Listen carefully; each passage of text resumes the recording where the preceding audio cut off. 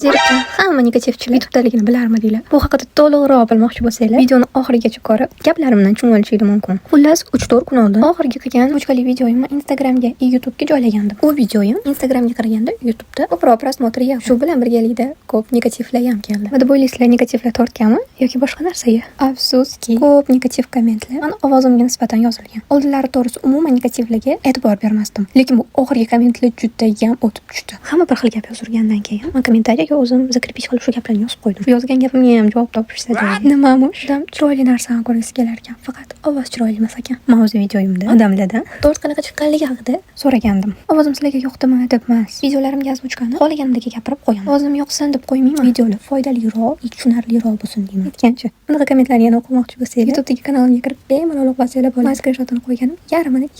Uni buni qo'yinglar o'rtoqlar. Bugungi qilgan zakazim sizlarga yoqdimi? Gapimga e'tibor bering. Ovozim yoqdimi demayapman. Tortim yoqdimi deyapman.